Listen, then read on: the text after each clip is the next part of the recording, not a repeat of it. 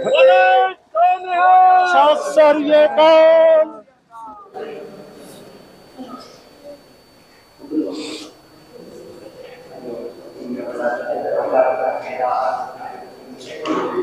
आम आदमी पार्टी जिंदाबाद जिंदाबाद। सो भाई साहब भाई आप और जिस भी अदीक ने चलो जुझारू एमएलए जिन्होंने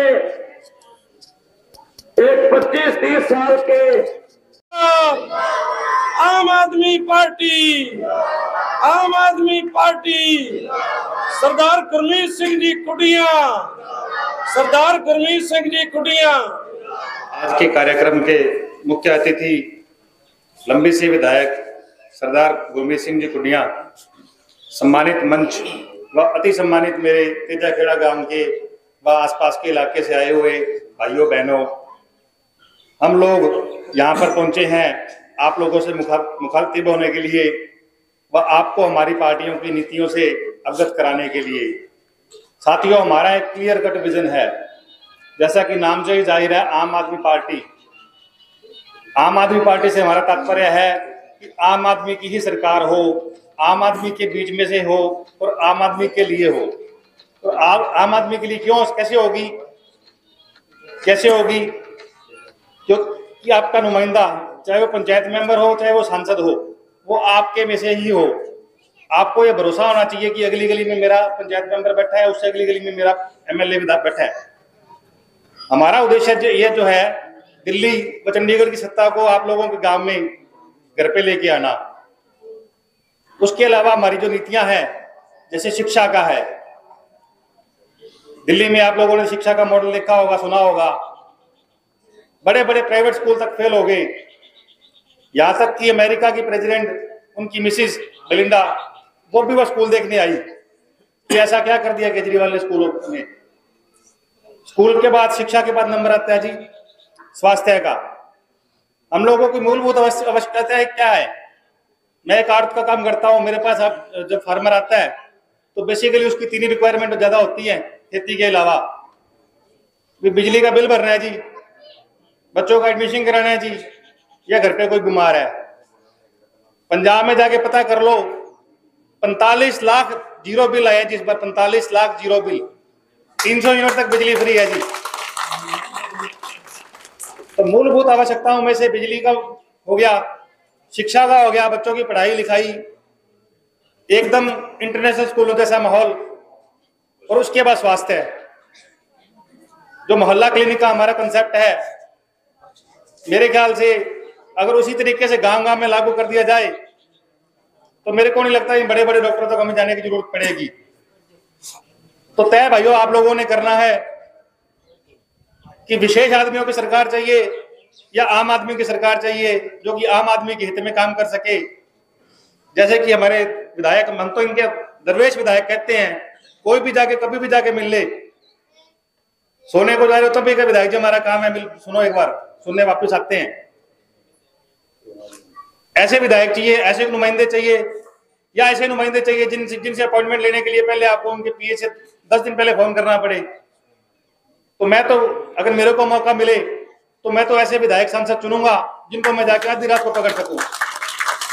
और आप लोगों से भी अपील करता हूं कि आप भी नुमाइंदे ऐसे ही चुन के भेजे आने वाले चुनाव में। धन्यवाद। तो मेरी तरफ से राम राम, सत श्री अकाल। आप जो भी मेहमान आज आए हैं हमारे यहाँ, मुख्य अतिथि जत्थेदार सरदार गुरमीत सिंह कुटिया जी, उनका यहाँ पे तेजाखेड़ा गांव में पहुंचने पे स्वागत है। उनके साथ साथ सरदार जसविंदर सरपंच बंगू जी, दर्शन सरपंच वड़िंगखेड़ा जी, रोजी लंबी जी, अमन चन्नू जी, और हमारे दो जिला परिषद, वो हमारे फौजी साहब, गुरजान फौजी साहब, जसदेव सिंह निक्का जी। उसके बाद हमारी डबल टीम से बहुत सारे यहाँ पे टीम्स आती है, जिसमें यहाँ पे खुशदीप भाई, संजय मिड्डा जी, और हमारी टीम से जो लोग हैं, अमन भाई, जसकांत सिंह, राजेश जी, राजू बिश्नोई जी, और हाँ जी सारे जी, बहुत सारे जो टीम्स आती है वो यहाँ पे पहुंचे हैं। पूरे ग्रामवासियों का बहुत बहुत धन्यवाद जो यहाँ पे पहुंचे हैं। तो इसीलिए पहले तो इनका जोरदार ताड़ियों से स्वागत कीजिए। और एक धन्यवाद मैं स्पेशल आप लोगों का इसलिए करती हूँ, जब शायद मैंने पहली बार की थी तो यहाँ 20-25 लोग इकट्ठे हुए थे, तो मैंने उस टाइम दुआ मांगी थी। एक तो ताऊ देवीलाल जी को याद किया था कि आपने इस गांव से शुरुआत की, तो मुझे भी आशीर्वाद देना कि मैं हौसला रखूं और शुरुआत करूं। शायद मुझे लगता है 1 साल भी पूरा नहीं हुआ ये उस सभा को, और उसके बाद धीरे धीरे छोटी छोटी कभी 20 की कभी 50 की, और आज ये भरा हुआ है। और अभी भी जो दीवारों के बाहर खड़े हैं, एक दिन वो भी होगा कि ये सारा बड़ा होगा और ये छोटा पड़ जाएगा हमारा पंचायत घर। तो ये दिखाता है कि बदलाव होगा, और दूसरी चीज ये दिखाता है कि मेहनत रंग लाएगी।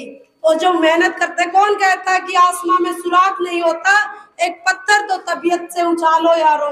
अगर हम मेहनत करते हैं, अगर हम जज्बा रखते हैं, तो बदलाव भी होगा और जायज चीज होगी, उस पे लोग आपका साथ देंगे।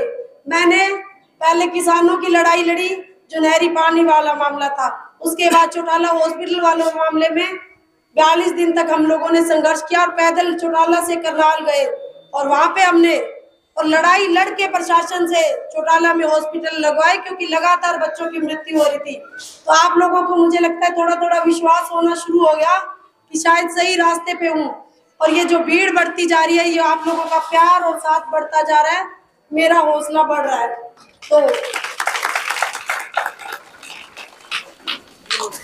इसीलिए कल परसों मुझसे भी आके जो बच्चों ने यहाँ पे, जो गांव के कुछ लड़कों ने कहा कि हम भीमराव अम्बेडकर जी की जयंती मना रहे हैं, तो आप आना।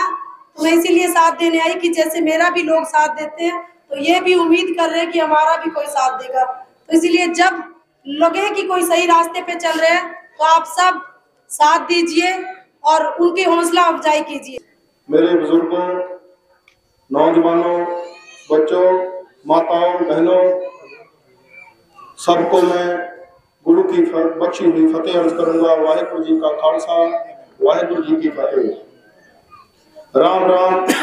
जैसी भी दुआ सलाम कोई कबूल करे, वैसी दुआ सलाम। आज भाग्यशाली दिन है कि एक ईमानदार सरकार का और ईमानदारी के पुंज, शराफत के पुंज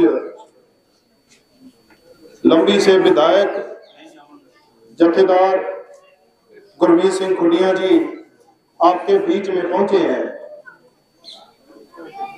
इनका नाम ही काफी है, कई दफा एमएलए रह चुके और 3 दफा सीएम रह चुके, केंद्र में मिनिस्ट्रियां मान चुके, परिवार को हरा करके आपके सामने आज एक आम इंसान की तरह बैठे हैं। और भी बुलारों ने बोलना है, मैं ज्यादा समय आपका ना लेता हुआ मुख्य बातें करूंगा कि आम आदमी पार्टी में खासियत क्या है। आम आदमी पार्टी आम लोगों की पार्टी है, नेताओं की पार्टी नहीं है। आज आप जब घर जाओगे तो आपका गांव तेजा खेड़ा और आपके साथ ही सटा हुआ चौटाला, मेरा ख्याल इस चौटाला और तेजा खेड़ा में से 5 विधायक हैं अब मौके पे, जिनकी जन्मभूमि ये है।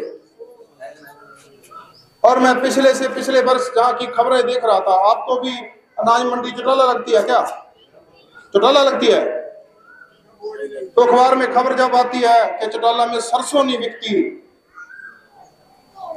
तो हम परेशान होते हैं डबली में बैठे। कमाल है यार, जिस गांव के उप प्रधानमंत्री, सीएम, डिप्टी सीएम, 5 विधायक, उन गांवों की सरसों नहीं बिकती।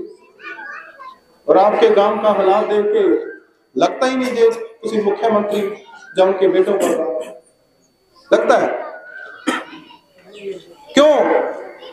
मात्र सत्ता पाना उनका मनोरथ है, आम लोगों से कोई वास्ता नहीं है।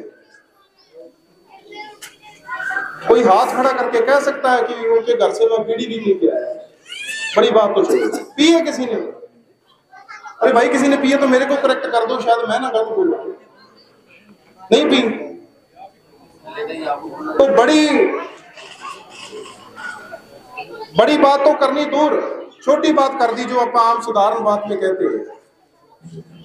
हाँ, डर और भय का माहौल बनाने में सारे के सारे व्यस्त भी रहते हैं और लोगों को लड़ा बढ़ा के इकट्ठा नहीं होने देते। आम आदमी पार्टी क्यों पनपी? क्योंकि इसकी जरूरत पड़ी। पंजाबी समझते हो थोड़ी थोड़ी?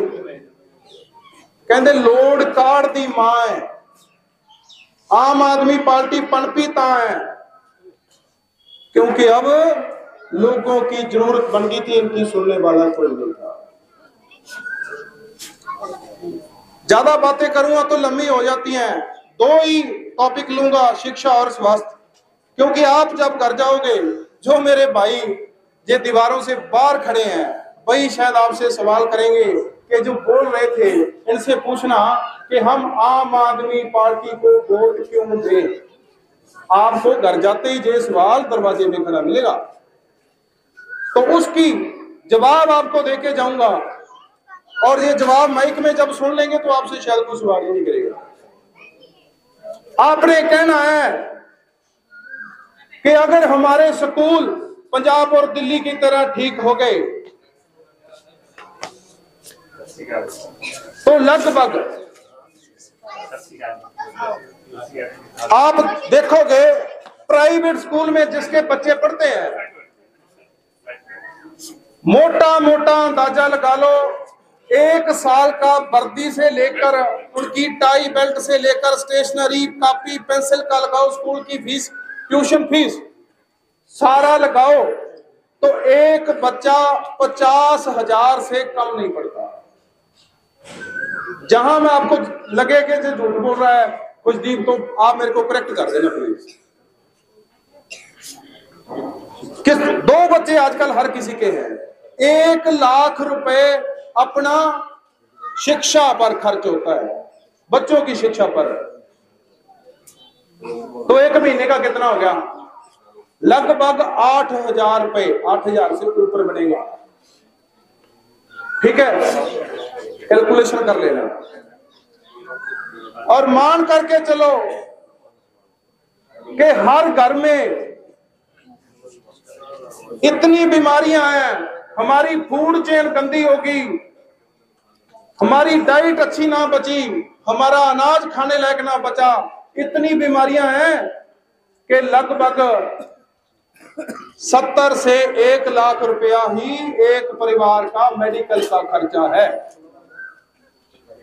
नहीं तो पुराने बुजुर्गों से पूछ लो, तेजा खेड़ा में पहले कितने आरएमपी डॉक्टर थे और आज कितने हैं। उनकी कॉपियां उठा लो, पढ़ लो, वो कहेगा गंगाराम की तरफ 11,000 रुपया हर साल शाम करते हो जब फसल आती है।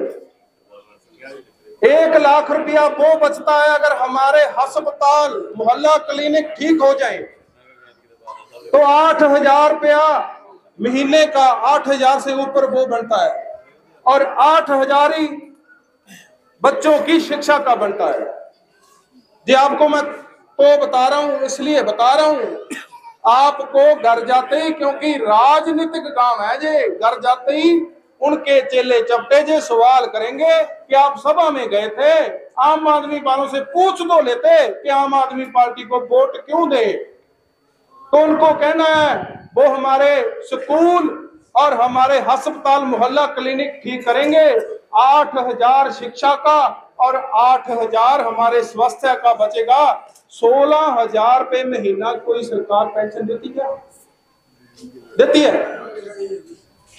तो वो 16,000 बचेगा तो आपकी जेब में बचेगा।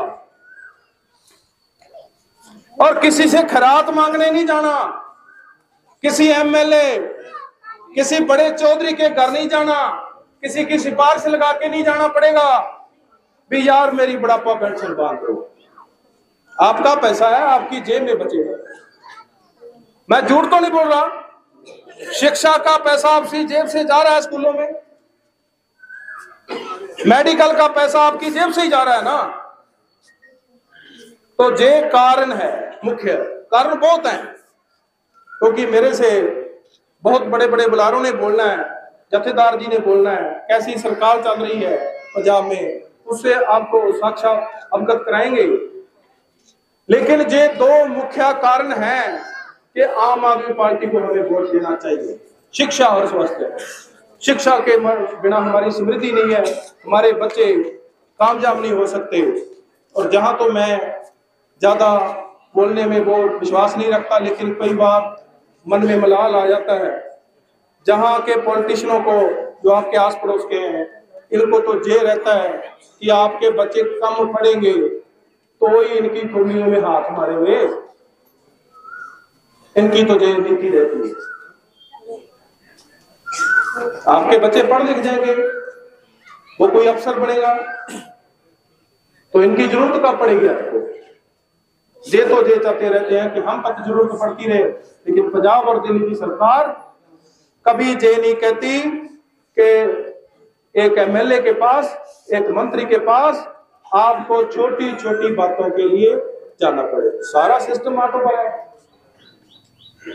जब से एमएलए बने हैं जत्थेदार जी सरदार गुरमीत सिंह जी खुडिया, उनसे पूछ लो, कोई उनके पास ऐसे फालतू काम लेके कोई नहीं आता। हाँ, मिलने गिलने वैसे आ जाते हैं अपने भाईचारे में, लेकिन छोटे छोटे कामों के लिए, क्योंकि वो सारे ऑटो मोड पर हो जाते हैं। इसलिए आम आदमी पार्टी को वोट देना, आम आदमी पार्टी की वोट देना, आप अपने भविष्य, बच्चों का भविष्य, उस पर बात, उसको बचाने के लिए वोट देना। शायद बुलारे बोलेंगे, जो बात मेरे मन में रहती है कि ये जो लोग हैं, इनसे घर में जाके सवाल होता है, क्योंकि मैं भी आपकी तरह जहां बैठा करता था, पहले विचार सुना करता था, मेरे से भी ये मरे उस पड़ोस बड़े सवाल करते थे, यार आम आदमी पार्टी को वोट क्यों देना है। मेरे मन में चला, यार जब पता चला भी, जब लोगों को अवगत कराए वोट देना क्यों, दूसरी पार्टी वाले ने पूछे। तो मैं आगे और बुलारों ने बोलना है, अपनी वाणी को विराम दूंगा, एक दो नारों के साथ आपसे विदा लेता हूं, अपनी सीट लूंगा। इनकलाब, इनकलाब, आम आदमी पार्टी। धन्यवाद। इनसे पहली बार मिली थी तो मैंने सोचा भी नहीं था कि कोई नेता इतने अच्छे हो सकते हैं। क्या मुझे लगता है कि ये राजनेता नहीं है, क्योंकि राजनेता को थोड़ी राजनीति करनी आती है, थोड़े खेल खेलने आते हैं। ये इतने जो दिल से इतने अच्छे हैं कि मुझे तो यूं लगता है कि मैं इनकी बेटी हूँ और इनसे जब मर्जी सलाह कर लेती हूँ। और जो कहते हैं ना कि इतने गुणों के महान है, ये विशाल व्यक्तित्व है, ऐसे जमीन से जुड़े हैं कि आप यूं सोचते हो, मुझे लगता था कि एमएलए से तो बात करना मिलना मुश्किल होता होगा। इनसे घर जाती हूँ, आंटी जी से भी मुलाकात करती हूँ, तो उसमें लगता ही नहीं कि एमएलए है। मैं हैरान रहती हूँ कि आंटी जी बिल्कुल चाय बना के लेके आते हैं, खाना बनाते हैं। तो ये साधारण परिवारों से जो बने हैं, उसके बाद भी घमंड नाम की कोई चीज नहीं है। आप आधी रात को भी फोन कर लोगे, अपनी समस्या बता दोगे, अपनी बात कह लोगे, ये उतने ही ध्यान से सुनेंगे। मुझे लगता है कि कैसे कोई इंसान इतना अच्छे हो सकते हैं, कैसे कोई, यूं लगता है कि इनमें इतनी धार्मिक भावना कूट कूट के भरी हुई कि शायद ही इन्होंने किसी की आलोचना करी नहीं होगी। जब जब देखा है, ये एक बहुत ही पॉजिटिव तरीके से अपनी बात कहते हैं, और मैंने इन जैसा सुलझा हुआ व्यक्तित्व कहीं नहीं देखा। इनसे प्रेरणा मिलती है कि इतनी बड़ी जीत होने के बाद इन्होंने बादल साहब को जीवन में जो पहली बार हारे थे, इन्होंने 11,000 से भी ज्यादा मतों से हराया था। और इसके बाद भी मुझे लगता है कि वो उनके बारे में जब बात करते हैं तो साहब लगा के ही बात करते हैं। तो ये इनके व्यक्तित्व की महानता है कि इनको पता है कि जीत है, लेकिन उसके बाद भी जमीन से जुड़े रहने की जो इनकी समझ है, वो हमें प्रेरणा देती है कि आदमी की जड़ें मजबूत होनी चाहिए, जड़ें गहरी होनी चाहिए, तो ही आदमी आगे तक पहुंचता है। और ये इस महान शख्सियत की खूबी है। और मुझे लगता है फोन पे एक बुलावे पे ये यहाँ पे पहुंचे हैं। और आज एकदम जब बारिश आ गई तो मुझे लगा कि अब क्या होगा। पहले कल एक पार्टी का प्रोग्राम था तो मुझे लगा हाँ करूँ या ना करूँ, उसके बाद वो हुआ तो आज बारिश आ गई। लेकिन इन्होंने फिर भी कहा फिक्र ना कर 4:30, आपके गांव में पहुंच जाएंगे। कोई बहुत ज्यादा मेहनत नहीं करवाते, कोई बहुत ज्यादा, अगर किसी का काम हो एक हम फोन कर देते हैं तो ये हाजिर हो जाते हैं। जब जब पीए ये भी नहीं कहते कि एक बार पीए को फोन कर लो, और इनके घर में मुझे लगता है मैं तो जाके ऐसे चली जाती हूँ सीधे ही बिना पूछे कि अंदर तक, कि जैसे अपना ही घर हो। तो ये इनकी खासियत है, और मुझे लगता है यही तो जो आज के लोग चाहते हैं कि जो नेता और जनता का जुड़ाव हो ना वो ऐसे ही हो। कोई ये नहीं चाहता वीआईपी कल्चर हो कि हम मुलाकात करने में भी अपने नेता से हमें महीनों लग जाए। तो ये बदलाव है। और उसके बाद में जो आम आदमी पार्टी के बारे में बस बताऊंगी, देखो सबका अपना मत है, धीरे धीरे आप लोग तो प्रभावित होने लग गए हो कि हाँ आम आदमी पार्टी है तो ठीक, क्योंकि बिजली पानी फ्री मिलता है, उसके साथ मान सम्मान भी फ्री में ही मिलता है। आपको मान सम्मान मिलता है, आप कोई काम करवाते हो तो आपकी सुनवाई होती है, बिजली पानी आपको फ्री में मिलता है, उसके साथ साथ आपके बच्चों को बेहतर शिक्षा मिलती है। क्योंकि जब शिक्षा मिलती है ना, जब बच्चा शिक्षित हो जाता है ना, तो अम्बेडकर साहब ने कहा था ना कि शिक्षा वो शेरनी का दूध है जो पिएगा वो दहाड़ेगा। तो आम आदमी पार्टी एक बहुत अच्छा काम करती है, बच्चों को इंग्लिश मीडियम की शिक्षा देती है। तो उसमें क्या है कि टीचर विदेशों से ट्रेनिंग करके उस स्कूल में वैन भेजती है सरकारी स्कूलों में। तो जब एक साधारण घर का बच्चा पढ़ता है, अच्छा पढ़ लिख के नौकरी करता है, तो उसका जीवन बदल जाता है। और जब वो एक घर में एक भी कोई अगर नौकरी लग जाता है तो उसके पूरे घर की पीढ़ी बदल जाती है।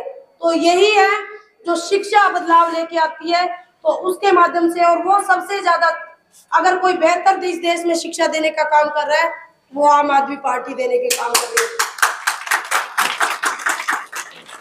और आप अपने बच्चों के बेहतर भविष्य के लिए, आप अपने बेहतर स्वास्थ्य के लिए, और आप अपने जो मान सम्मान के लिए, मैं कहूंगी कि एक बार पार्टी से जुड़ के देखिए। आधे तो यहाँ पे जुड़े ही हुए हैं, धीरे धीरे सबका मन बदलाव करने का है। तो आप एक बार बदलाव करके देखिए, तो ये देखिए कि वक्त आपका होगा, आप जैसे चाहोगे काम वैसा होगा। तो अब मैं अमन भाई को बुलाना चाहूंगी कि वो अपने 2 शब्द कहे। वासी सारे जिन्ने भी पहुंचे थे, खास करके साडे एमएलए कुड़िया साहब जी गुरबाज बालाड़ी ते साडी आम आदमी पार्टी दी जिन्ने भी टीम है सारी, उन्हां दा मैं तहे दिलों धन्नवाद करदा ते थोड़े चरणा च कोई बेनती है साडी आम आदमी पार्टी दी टीम किन्नी हो कि तुसीं धर्म के नाँ से वोटां मंगण वाले वोटां पा के देख लिया, कोई जात के नाँ से मंगदा, कोई किवें मंगदा, पर साडी एक बेनती है भी 2024 दे विच एक मौका आम आदमी पार्टी नूं दे के देखो। 2029 दे विच थोतों कोई वोट नहीं मंगना वो आम आदमी पार्टी का बता, क्योंकि दिल्ली दे विच एक बारी सरकार बनी है, उस तो बाद लोग आप ही वोट पाई जाते हैं सारे। ते मैं इन्ना कहंदा होया अपनी वाणी नूं विराम देना, धन्नवाद। बहुत बहुत धन्यवाद साडे छोटे वीर अमन डाबाली जी का, जिन्होंने अपने बड़े निके विचार रखे। और हुण मैं बेनती करांगा प्रधान ट्रक यूनियन मंडी डाबाली सरदार दर्शन सिंह जी, साडे वड्डे वीर जी, वो भी साडे विच बैठे ने, उन्होंने मैं गुजारिश करांगा कि वो आउण ते अपने अनमोले विचार रखन। दर्शन सिंह जी, प्रधान ट्रक यूनियन किले वाली मंडी। बहुत ही सत्कारयोग सूझवान एमएलए साहब सरदार गुरमीत सिंह कुड़िया, उन्होंने नाल मंच ते जो आम आदमी पार्टी हरियाणा दी और साडे पंजाब तो आए साडे साथी साहबान समूह नगर निवासी ते जगड़ा सारिਆਂ ਨੂੰ फतेह अर्ज करते जी। वाहिगुरू जी का खालसा, श्री वाहिगुरू जी की फतेह। तुहाडे इस इकट्ठ ਤੋਂ पता लगता है कि आम आदमी पार्टी पिंडां दे विच, खास करके तुहाडे अपने डाबाली के पिंडां विच एक आस लोगों को जागी है, क्योंकि इसका सब तो बड़ा कारण यह है कि चाहे आप लंबी वाले होइए, चाहे तुम इधर डाबाली एरिए के लोग हो, तो आप बहुत ही बड़िया सियासी ताकतां देखियां, आप उन्होंने लोगों को देखा जिन्होंने देश की सियासत को भी प्रभावित किया। ठीक उस टाइम थोड़ा थोड़ा टाइम दूरी के शख्स हुए हैं जिन्होंने राजनीति में सिर्फ सेवा समझा, लेकिन उस तो बाद की होया कि उन्होंने परिवारों ने की होया, विकास की होया। जो आप देखिए अपने हल्कों का विकास सिर्फ उन्होंने परिवारों का होया जिहड़े साधारण परिवारों चों होंदे हुए अज हज़ारां करोड़ एकड़ के मालक बने बैठे। ਅਸੀਂ ਦੇਸ਼ ਆਜ਼ਾਦ ਜਦੋਂ ਹੋਣਾ ਤਾਂ ਸਾਡੇ ਲੋਕਾਂ ਨੂੰ ਆਸ ਸੀ ਵੀ ਅਸੀਂ ਬਰਾਬਰ ਦੇ ਹੱਕਦਾਰ ਹੋ ਗਏ, ਪਰ ਇਹ ਲੋਕ ਉਸੇ ਹੀ ਅੱਗੇ ਥਿਊਰੀ ਨੂੰ ਲੈ ਕੇ ਤੁਰੇ। ਇਹਨਾਂ ਲੋਕਾਂ ਨੇ ਆਪਦੇ ਪਿੰਡਾਂ 'ਚ ਫਿਰ ਜੈਲਦਾਰ ਸਿਸਟਮ ਕਾਬੂ ਕੀਤਾ, ਆਪਦੇ ਬੰਦੇ ਖੜੇ ਕਰਤੇ ਤੇ ਸਾਨੂੰ ਸਧਾਰਨ ਪਰਿਵਾਰ ਦੇ ਕਿਸੇ ਬੰਦੇ ਨੂੰ ਉੱਠ ਨਹੀਂ ਦਿੱਤਾ। ਸੋ ਇਸ ਤਰੀਕੇ ਨਾਲ ਜਦੋਂ ਦਬਾਅ ਬਣਦਾ ਗਿਆ, ਹਰੇਕ ਬੰਦਾ ਇਸ ਸਿਸਟਮ ਤੋਂ ਤੰਗ ਹੋ ਗਿਆ। ਅਸੀਂ ਆਪ ਦੀ ਕਦੇ ਕਾਂਗਰਸ ਨੂੰ ਪਾਉਂਦੇ ਸੀ, ਕਦੇ ਤੁਸੀਂ ਲੋਕਾਂ ਨੂੰ ਪਾ ਦਿਓਗੇ, ਪਰ ਆਹਿਸਤੇ ਲੋਕਾਂ ਨੂੰ ਪਤਾ ਲੱਗਿਆ ਕਿ ਕਾਂਗਰਸੀ ਅਕਾਲੀ ਤਾਂ ਸਾਰੇ ਹੀ ਰਲੇ ਹੋਏ ਹੈ, ਆਪਾਂ ਨੂੰ ਸਿਰਫ ਇਹ ਭੇਡਾਂ ਬੱਕਰੀਆਂ ਸਮਝਦੇ। ਸੋ ਇਸ ਕਰਕੇ ਭਰਾਵੋ ਤੁਸੀਂ ਕਦੇ ਸੋਚ ਕੇ ਵੇਖੋ ਕਿ ਕਦੇ ਹੋ ਸਕਦਾ ਜੀ ਪ੍ਰਕਾਸ਼ ਸਿੰਘ ਬਾਦਲ ਇਲੈਕਸ਼ਨ ਹਾਰ ਜੂਗਾ, ਪਰ ਲੋਕਾਂ ਨੇ ਕਰਕੇ ਦਿਖਾਤਾ। ਔਰ ਹਾਰਿਆ ਕਿਤੋਂ? ਇੱਕ ਸਧਾਰਨ ਪਰਿਵਾਰ ਦਾ ਬੰਦਾ, ਜਿਵੇਂ ਉਹਨਾਂ ਨੇ ਮੇਰਾ ਖਿਆਲ ਪੂਨਮ ਜੀ ਨੇ ਨਿਸ਼ਚਿਤ ਵਧੀਆ ਤਰੀਕੇ ਨਾਲ ਇਸ ਤਰ੍ਹਾਂ ਉਹਨਾਂ ਨਾਲ ਬੈਠੇ ਵਿਚਰਦੇ ਸਾਡੇ ਚ, ਪਰ ਪੂਨਮ ਜੀ ਨੇ ਤੁਹਾਨੂੰ ਉਹਨਾਂ ਦੀ ਸ਼ਖਸੀਅਤ ਬਾਰੇ ਦੱਸਤਾ ਹੋਊ। ਕਹਿੰਦਾ ਮਤਲਬ ਲੋਕ ਜਿਹੜਾ ਇਹ ਇੱਕ ਸਟੰਟਬਾਜ਼ੀ ਬਣ ਗਈ ਸੀ ਰਾਜਨੀਤੀ ਦੀ, ਵੀ ਸ਼ਾਇਦ ਵੱਡੀਆਂ ਜ਼ਗੀਰਾਂ ਵਾਲੇ ਵੱਡੀਆਂ ਜਾਇਦਾਦਾਂ ਵੀ ਰਾਜਨੀਤੀ ਕਰਨੇ ਆ ਉਹਨਾਂ ਦਾ ਹੀ ਕੰਮ ਹੈ, ਉਹ ਟਾਈਮ ਹੁਣ ਗਿਆ। ਹੁਣ ਟਾਈਮ ਉਹ ਆ ਗਿਆ ਜਿਹੜਾ ਬੰਦਾ ਲੋਕਾਂ ਦੀ ਸੇਵਾ ਕਰੂਗਾ, ਲੋਕਾਂ 'ਚ ਵਿਚਰੂਗਾ, ਲੋਕ ਉਸ ਨੂੰ ਆਪਦਾ ਲੀਡਰ ਬਣਾਉਣਾ ਚਾਹੁੰਦੇ ਆ। ਕਿਉਂਕਿ ਵੋਟ ਸਿਸਟਮ ਦਾ ਮਤਲਬ ਕੀ ਹੈ? ਸਾਨੂੰ ਵੋਟ ਦਾ ਅਧਿਕਾਰ ਦਿੱਤਾ ਹੈ ਕਿ ਅਸੀਂ ਆਪਦੀ ਵੋਟ ਪਾ ਕੇ ਆਪਦਾ ਲੀਡਰ ਚੁਣੀਏ, ਤੇ ਅਸੀਂ ਇਹਨਾਂ ਦਾ ਕੀ ਸਿਸਟਮ ਵੇਖਿਆ?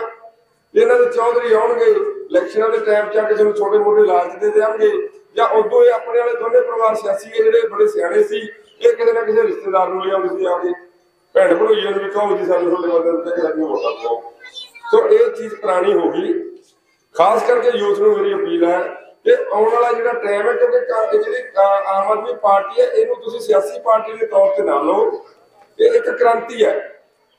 ਉਹਨਾਂ ਸਿਆਸੀ ਪਾਰਟੀਆਂ ਦੇ ਖਿਲਾਫ ਜਿਨ੍ਹਾਂ ਨੇ ਜ਼ਗੀਰ ਸਮਝ ਰੱਖਿਆ ਸੀ ਆਪਦਾ ਇਹਨਾਂ ਅਹੁਦਿਆਂ ਨੂੰ, ਕੋਈ ਕਾਂਗਰਸ ਜਾ ਕੇ ਇਲੈਕਸ਼ਨ ਲੜੀ ਜਾਂਦਾ, ਤੁਹਾਡੇ ਤਾਂ ਕਰੀ ਜਾਂਦੇ ਦੇਖੀ ਜਾਂਦੇ ਤੁਸੀਂ, ਕੋਈ ਉਹਨਾਂ ਚੋਂ ਨੈਲੋ ਤੋਂ ਜਿੱਤ ਲਿਆ, ਕੋਈ ਜੱਜਪਾ ਚ ਆ ਗਿਆ, ਕੋਈ ਕਾਂਗਰਸ ਚ ਆ ਗਿਆ, ਪਰਿਵਾਰ ਇੱਕੋ ਹੀ ਹੈ। ਕੋਈ ਫੰਕਸ਼ਨ ਹੋਵੇ ਸਾਰੇ ਇਕੱਠੇ ਬੈਠੇ ਹੋਣਗੇ, ਜਿਹਦੇ ਇਲੈਕਸ਼ਨ ਆਈ ਉਹ ਆਉਂਦੇ ਕਹਿਣਗੇ ਨਹੀਂ ਇਹ ਤਾਂ ਬੜੀ ਮਾੜੀ ਪਾਰਟੀ ਚ ਬੈਠੇ ਆ, ਸਾਡੀ ਪਾਰਟੀ ਚੰਗੀ ਹੈ, ਤੇ ਸਾਰੇ ਆਪਦਾ ਪਰਿਵਾਰ ਸਾਰਾ ਇੱਕੋ ਉਹਨਾਂ ਦਾ। ਸੋ ਇਹਨਾਂ ਚੀਜ਼ਾਂ ਤੋਂ ਸਾਨੂੰ ਉੱਠਣਾ ਪੈਣਾ ਹੈ। ਜਿਹੜੇ ਰਲ ਕੇ ਸਾਨੂੰ ਬੇਵਕੂਫ ਬਣਾਉਂਦੇ ਆ ਨਾ, ਹੁਣ ਇੱਕ ਵਾਰੀ ਤੁਸੀਂ ਰਲ ਜਾਓ ਤੇ ਇਹਨਾਂ ਨੂੰ ਬੇਵਕੂਫ ਬਣਾ ਦਿਓ, ਫਿਰ ਗੱਲ ਬਣਨੀ ਹੈ। ਪੰਜਾਬ 'ਚ ਜਾ ਕੇ ਦੇਖੋ ਸਿਸਟਮ ਬਦਲਿਆ, ਸਾਹ ਆ ਗਿਆ ਲੋਕਾਂ ਨੂੰ। ਇਹਨਾਂ ਦਾ ਰਾਜ ਤੁਸੀਂ ਵੀ ਵੇਖਿਆ, ਲੋਕ ਤਾਂ ਕਹਿੰਦੇ ਆ ਕਿ ਆਪਦੇ ਹਲਕੇ ਦਾ ਸੀਐਮ ਹੋਵੇ, ਕੰਮ ਹੁੰਦੇ, ਕੰਮ ਨਹੀਂ ਹੁੰਦੇ।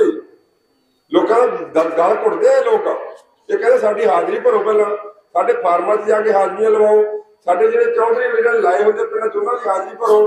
ਹੁਣ ਤੁਸੀਂ ਆਹੀ ਲੰਬੀ 'ਚ ਜਾ ਕੇ ਦੇਖ ਲਓ, ਪੰਜਾਬ 'ਚ ਦੇਖ ਲਓ, ਕਿਸੇ ਨੂੰ ਕੋਈ ਕੰਮ ਹੈ ਅਫਸਰ ਸਹੀ ਤੱਕ ਜਾਂਦਾ, ਅਗਲਾ ਸਿੱਧਾ ਜਾਂਦਾ ਆਪਦਾ ਕੰਮ ਕਰਾਉਂਦਾ ਮੁੜਿਆ ਹੁੰਦਾ, ਕਿਸੇ ਦੀ ਲੱਤ ਥੱਲੇ ਦੀ ਲੰਘਣਾ ਪੈਂਦਾ।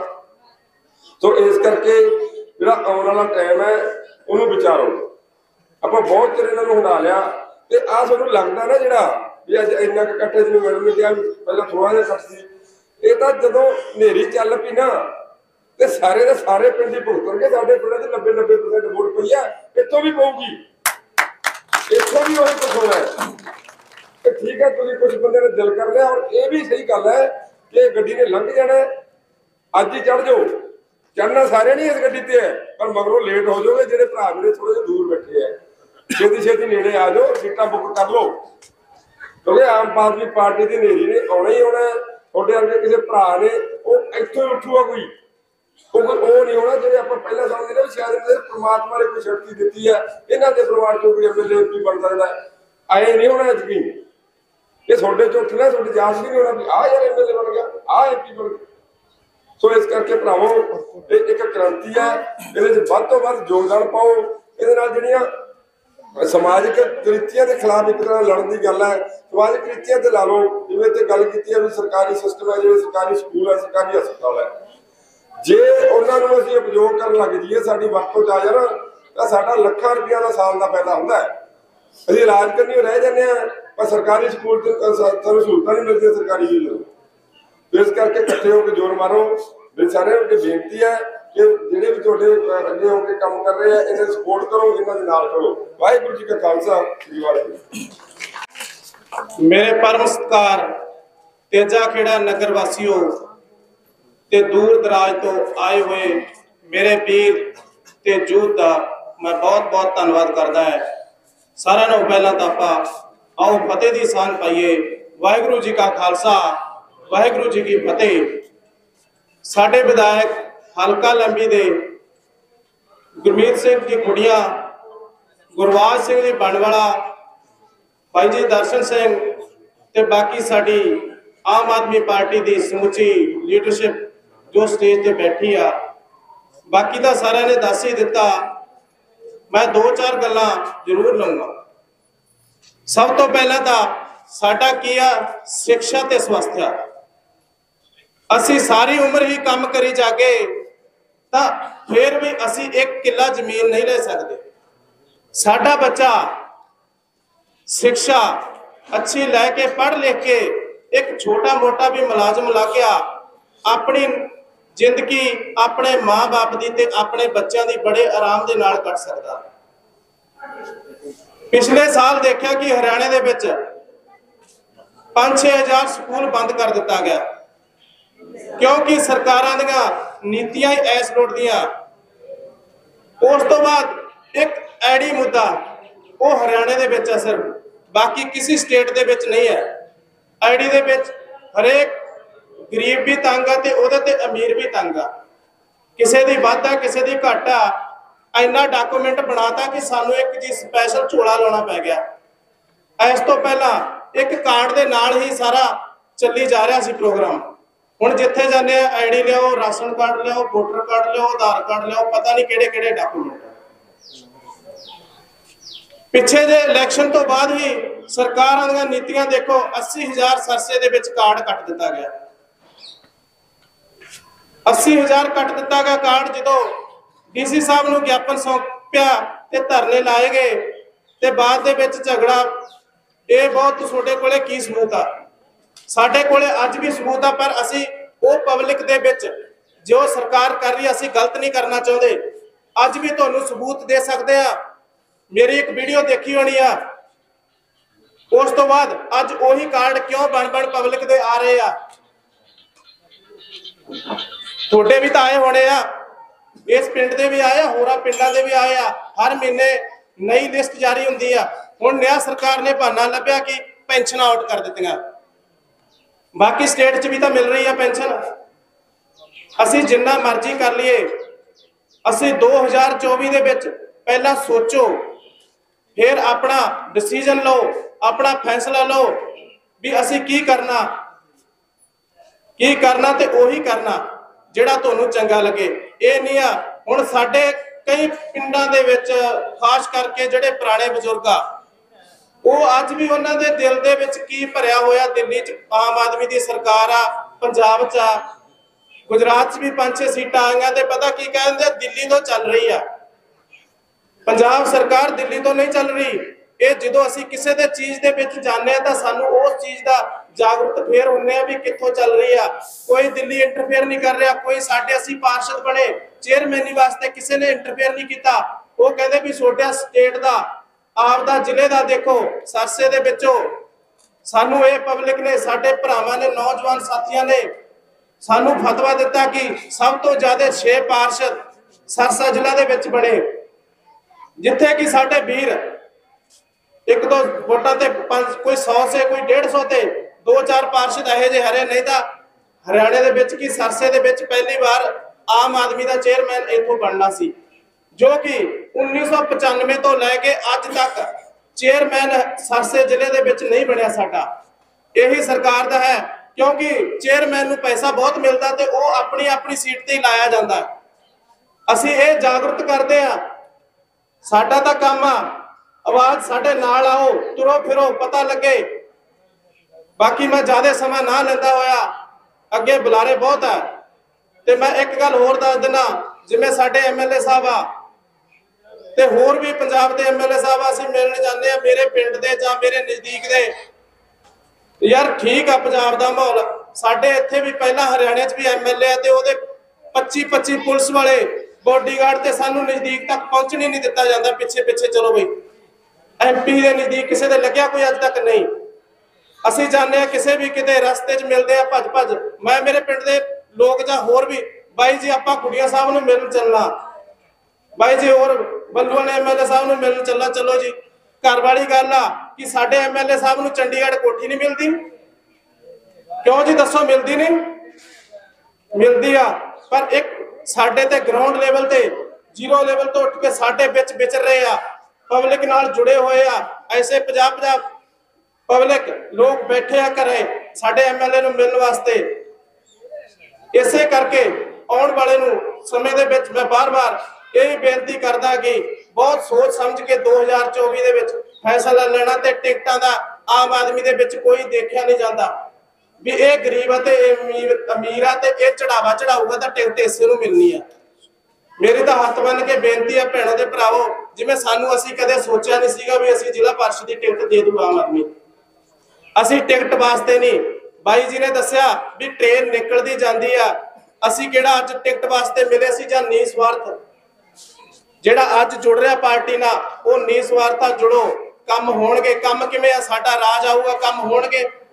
हुण अपना हरियाणे दे विच जलूस निकल जांदा, एक बंदे नूं बिजली दा बिल 5000 7000 4000 तो घट किन्ना भी ओहदे AC चले ना चले 3000 तो घट 4000 तो घट किसी नूं नहीं आउंदा। लास्ट जो जी अगे इहदा साल दा 10000 बिल हो गया, 9000 बिल हो गया, इहदी आईडी कट दो। असीं बहुत परेशान आ, सानू शिक्षा फ्री होगी, सानू की दिक्कत आ? बड़े बड़े दबंगा दा 40-40 किले वाले वो भी साडे वीर आ, उन्हां दा जुलूस निकल जाता ते गरीब दा बंदे दा निकलना ही निकलना। एक डॉक्टर तो इलाज करवाना पै जे तां वो कार्ड साडी सरकार ने जरूर दे 5 लाख वाले पर चलदा किसी दा नहीं। जो किसी भैन भरा नूं लैके जाने आ तां कहंदे आ जी इह तां चलदा नहीं। चलाउण दी जिम्मेदारी साडी सरकार दी है। साडे सरकार दिल्ली दे विच आ, किवें चल रहे आ? मैं ज्यादा ना बोलदा होया ते ज्यादा पद घट बोल गया ते खिमा दा जज का धन्नवाद। सत्कारयोग तेजा खेड़ा नगर निवासी मेरिया सत्कारयोग वड्डियां मावां भैणां वड्डे बुजुर्ग प्यारे भरा नौजवान वीर आसे पासे तो इकट्ठे हुए साथी मेरे नाल आए हुए पार्टी के आगू साहबान आम आदमी पार्टी टीम के सारे साथी साहबान थोड़े इस नगर की बेटी पूनम गुदारा जी जिन्हों ने ये काफ़ी हिम्मत नाल हौसले नाल 2-3 बार प्रोग्राम हुंदा रह जाता सी और इन्होंने कहा हालांकि साडी जलंधर की जिहड़ी MP की चोण होनी है वो साडियां ड्यूटियां लगियां फिर भी इन्हां दे हुक्म नूं मनदे होए थोड़े लोगों का प्यार सत्कार देखदियां अज मैं थोड़े विच हाजिर होया। सानू गुरु गोबिंद सिंह महाराज का हुक्म है कि जदों किसी परों पंचायत जाना है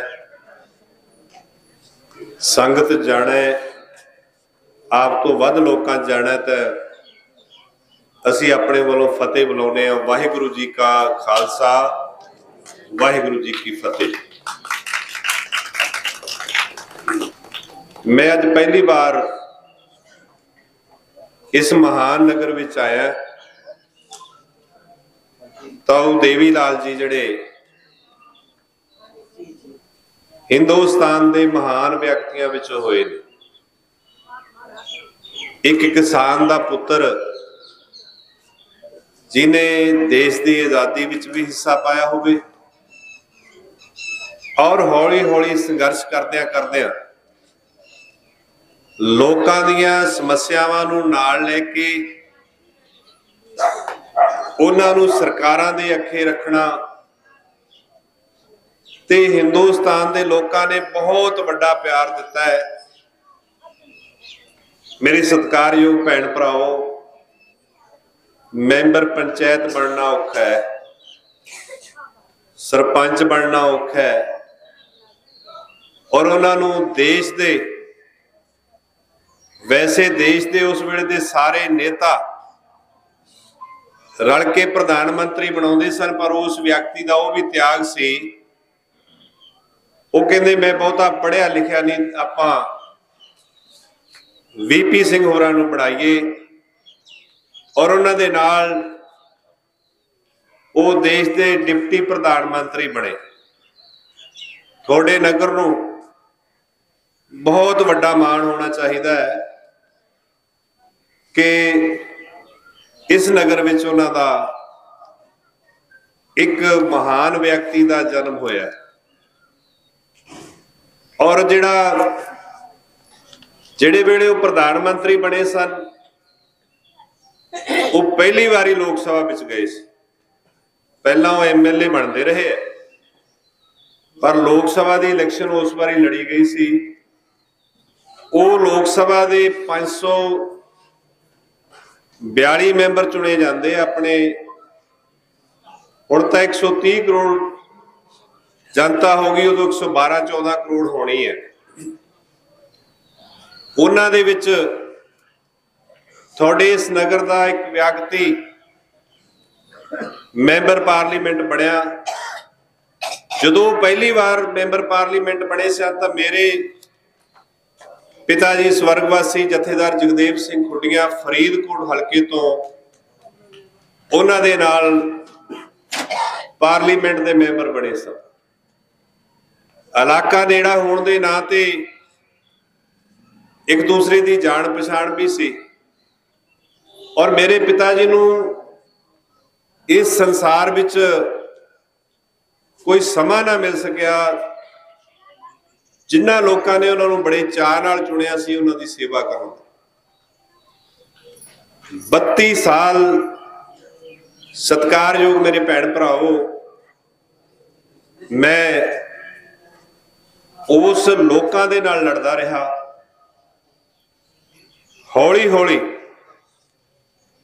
ਤੁਹਾਡੇ ਵਰਗੇ ਲੋਕਾਂ ਨੂੰ, ਲੰਬੀ ਹਲਕੇ ਦੇ ਲੋਕਾਂ ਨੂੰ ਮੇਰੇ ਤੇ ਤਰਸ ਆਇਆ। ਬਹੁਤ ਲੰਮਾ ਸੰਘਰਸ਼ ਕਰਿਆ ਤੇ ਸਰਦਾਰ ਪ੍ਰਕਾਸ਼ ਸਿੰਘ ਬਾਦਲ ਜਿਹੜੇ 11 ਵਾਰੀ ਪੰਜਾਬ ਦੀ ਵਿਧਾਨ ਸਭਾ ਵਿੱਚ ਗਏ, ਉਹਨਾਂ ਦਾ ਰਾਹ ਨਹੀਂ ਕਿਸੇ ਨੇ ਰੋਕਿਆ। ਇੱਕ ਵਾਰੀ ਉਹ ਦੇਸ਼ ਦੇ ਖੇਤੀਬਾੜੀ ਮੰਤਰੀ ਬਣੇ, MP ਬਣ ਕੇ। ਪਰ ਇਸ ਵਾਰ ਮੇਰੇ ਹਲਕੇ ਦੇ ਪਿਆਰੇ ਲੋਕਾਂ ਨੇ ਉਸ 11 ਵਾਰ ਦੇ MLA ਤੇ 5 ਵਾਰ ਦੇ ਮੁੱਖ ਮੰਤਰੀ ਨੂੰ ਪਾਸੇ ਕਰਕੇ ਮੇਰੇ ਵਰਗੇ ਸਧਾਰਨ ਬੰਦੇ ਨੂੰ, ਇੱਕ ਰੋਟੀ ਖਾਂਦੇ ਜ਼ਿਮੀਂਦਾਰ ਨੂੰ ਐਡੀ ਵੱਡੀ ਚੋਣ ਲੜਾ ਕੇ ਤੇ ਉਹਦੇ ਵਿੱਚੋਂ 11,500 ਵੋਟਾਂ ਦੇ ਫਰਕ ਨਾਲ ਜਿਤਾਇਆ। ਮੈਂ ਤੁਹਾਡੀ ਸੇਵਾ ਵਿੱਚ ਹਾਜ਼ਰ ਹੋਇਆ। ਮੇਰੀਆਂ ਸਤਿਕਾਰਯੋਗ ਭੈਣਾਂ, ਮੈਂ ਇਸ ਗੱਲ ਨੂੰ ਸੋਚਦਾ ਹੈ ਕਿ 3 ਘੰਟੇ ਹੋ ਗਏ ਤੁਹਾਨੂੰ ਬੈਠਿਆ। ਇਹਦੇ 'ਚ ਗਲਤੀ ਤੁਹਾਡੀ ਨਹੀਂ, ਸਾਡੀ ਆ। ਸਮਾਂ ਬਾਹਲਾ ਲੱਗ ਗਿਆ ਤੇ 5-7 ਮਿੰਟ ਠੀਕ ਹੈ। ਰੋਟੀ ਪਾਣੀ ਦਾ ਵੀ ਤੁਸੀਂ ਘਰਾਂ ਵਿੱਚ ਜਾ ਕੇ ਕਰਨਾ ਹੈ, ਇਸ ਲਈ ਮੈਂ 5-4 ਮਿੰਟ ਹੀ ਤੁਹਾਡੇ ਲਵਾਂਗਾ। ਥੋੜੀਆਂ ਗੱਲਾਂ, ਬਹੁਤ ਸਾਰੀਆਂ ਗੱਲਾਂ ਜਿਹੜੀਆਂ ਤੁਹਾਡੇ ਨਾਲ ਮੇਰੇ ਸਾਥੀਆਂ ਨੇ ਸਾਂਝੀਆਂ ਕਰ ਲਈਆਂ ਤੇ ਮੈਨੂੰ ਕਹਿ ਦਿੱਤਾ ਵੀ ਬਹੁਤ ਵੱਡਮੁੱਲੇ ਵਿਚਾਰ ਰੱਖਣੇ ਆ। ਮੈਂ ਤੁਹਾਡੇ ਚੋਂ, ਮੇਰੇ ਕੋਲ ਬਾਹਲੇ ਵੱਡੇ ਵਿਚਾਰ ਨਹੀਂ ਸਤਿਕਾਰਯੋਗ ਭੈਣ ਭਰਾ। ਮੈਂ ਤਾਂ ਸਧਾਰਨ ਜਿਹਾ ਬੰਦਾ ਹੈ। ਜਿਵੇਂ ਇਹਨਾਂ ਨੇ ਕਿਹਾ ਸੀ ਵੀ MLA MP ਸਾਡੀ ਆਮ ਆਦਮੀ ਪਾਰਟੀ ਨੇ, ਕੇਜਰੀਵਾਲ ਜੀ ਹੋਰਾਂ ਨੇ ਇਹ ਗੱਲ ਇੱਕ ਦੱਸੀ ਹੈ ਸਾਰੀ ਜਨਤਾ ਨੂੰ ਕਿ ਲੀਡਰ ਦਾ ਤੇ ਜਿਹੜਾ ਲੋਕਾਂ ਦਾ ਉਹ ਫਾਸਲਾ ਘਟਾਉਣਾ ਹੈ। ਉਹ ਫਰਕ ਨਾ ਲੱਗੇ ਕਿ ਲੀਡਰ ਨੂੰ ਛੇਤੀ ਬੰਦਾ ਮਿਲ ਨਾ ਸਕੇ। ਉਹ ਪੰਜਾਬ ਵਿੱਚ ਹੁਣ ਹੈ। ਤੁਸੀਂ MLA ਨੂੰ ਕਿਸੇ ਵੇਲੇ ਕਿਤੇ ਵੀ ਉਹਦੀ ਬਾਹ ਫੜ ਕੇ ਮਿਲ ਸਕਦੇ ਆ, ਤੁਹਾਨੂੰ ਕੋਈ ਟੋਕ ਨਹੀਂ ਸਕਦਾ। ਜਿਹੜੀ ਗੱਲ ਸੀ ਬੀਬੀ ਪੂਨਮ ਹੋਰਾਂ ਨੇ ਕੀਤੀ ਹੈ ਸਾਡੇ ਪਰਿਵਾਰ ਦੀ, ਅਸੀਂ ਤਾਂ ਸਧਾਰਨ ਪਰਿਵਾਰ ਤੋਂ ਸਤਿਕਾਰਯੋਗ। ਮੇਰੇ ਘਰ ਵਾਲੀ ਹੈ, ਉਹ ਤੁਹਾਡੇ ਭੈਣਾਂ ਵਾਂਗੂ, ਉਹਨੇ ਵੀ ਰੋਟੀ ਪਾਣੀ ਦਾ, ਚਾਹ ਪਾਣੀ ਦਾ ਕਰਨਾ ਪੈਂਦਾ ਹੈ। ਹੈਰਾਨਗੀ ਤਾਂ ਇਹਨਾਂ ਨੂੰ ਹੋਈ, ਸਾਨੂੰ ਤਾਂ ਇਸ ਗੱਲ ਨਾਲ ਕੋਈ ਨਹੀਂ ਸੀ। ਜਦੋਂ ਇਹ ਮੈਨੂੰ ਮਿਲਣ ਵਾਸਤੇ ਗਏ ਤੋ ਜੋ ਕੋਈ ਕਈ ਵਾਰੀ ਔਰਤਾਂ ਕਿਸੇ ਕੰਮ ਧੰਦੇ ਲਈ ਆ ਜਾਣ ਤੇ ਮੈਂ ਉਹਨਾਂ ਨੂੰ ਗਾਂਹ ਬਿਠਾ ਦਿੰਦਾ ਵੀ ਚਲੋ ਤੁਸੀਂ ਉਹਨਾਂ ਨਾਲ 2 ਮਿੰਟ ਲਾ ਲਓ, ਮੈਂ ਬੰਦਿਆਂ ਨਾਲ ਮਿਲਣਾ।